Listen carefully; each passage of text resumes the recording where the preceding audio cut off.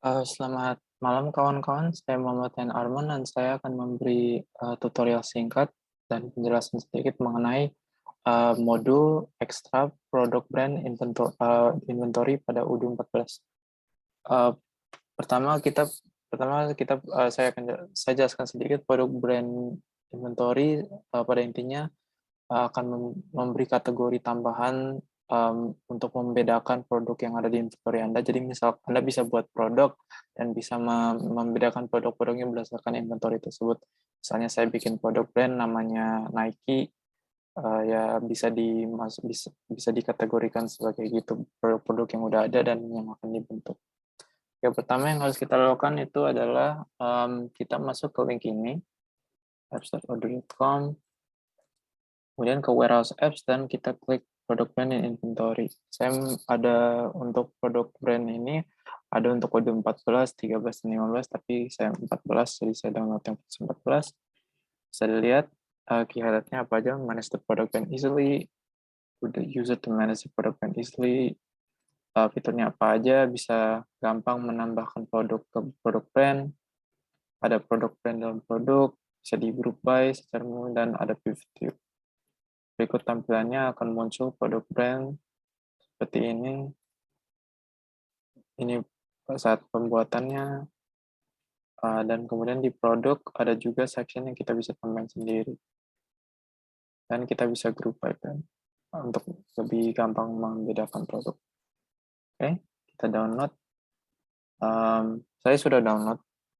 Jadi, misalkan saya download. Jadi saya download nih. Kemudian saya buka, dan kalau kita lihat, bisa dalam isinya berupa produk brand inventory. Nah, kita pindahkan ini ke dalam program filenya UD14. Biasanya dengan cara extract to. Kita extract to ke foldernya. Nah, foldernya pokoknya tergantung Anda instalasi Odoo-nya di mana. Saya instalasinya program file. Jadi, tapi yang penting saat ketemu file ini, dia server, Odoo, dan add-ons. Itulah tempat yang kita akan ekstraknya. Dan bisa lihat saya udah taruh di sini. Kemudian selanjutnya kita ke services, kita cari Odoo14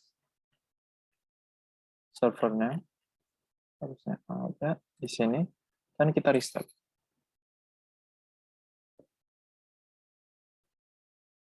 Tunggu bentar, oke. Kemudian kita kembali ke Odoo, kita refresh.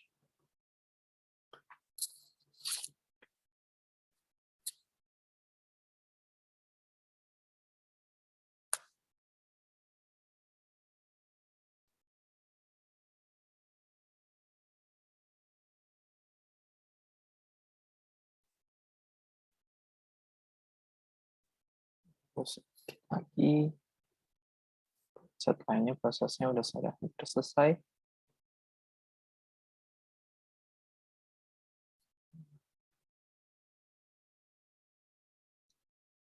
Harusnya setelah download inventory dan langsung di restart service-nya harusnya udah aman. Oke.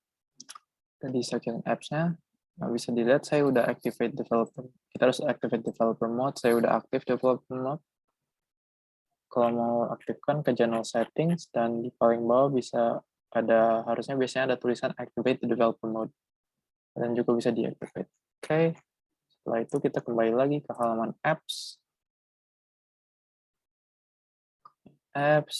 dan kita bisa lihat untuk tampilannya kita perlu update address dulu.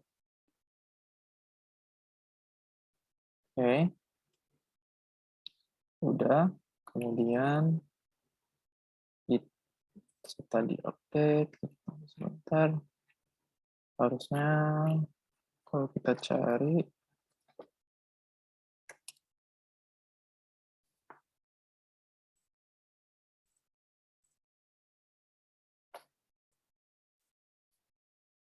nah, harusnya muncul produk brand inventory. Nah, ini kita install.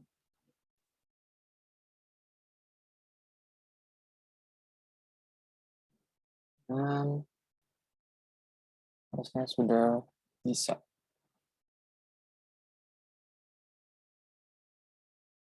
Bentar, instalasinya akan agak lama.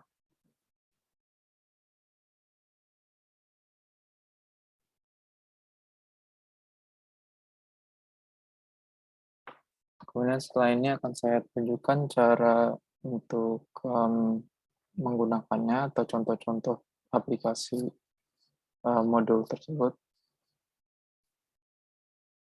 Oke, sudah. Dan ya kita bisa lihat aksi, inventory. Kita misalnya produk. Nah, bisa di produk dan bisa kita lihat kalau di group by ada bisa berdasarkan brand. Nah, kita belum ada brand apa-apa, jadi kita perlu, dan di sini bisa lihat produk brands. Kita kemudian bisa create sebuah brand baru. Misalnya saya buat brand baru namanya. Kemudian, oke, sekarang ada satu brand. Kemudian kita bisa ke produk, dan misalnya kita ingin memberi brand, assign sebuah brand kepada blognya. Jadi kita tinggal proses. Misalnya kita pilih acoustic lock screen. Dan di sini bisa lihat, kita edit, dan kita bisa pilih. Sekarang sudah termasuk brand baru. Inilah intinya dari modul produk brand. Pokoknya membuat lebih gampang untuk mendiferensiasi setiap produk yang ada dengan adanya kategori brand. Oke, sekian tutorial dari saya. Terima kasih.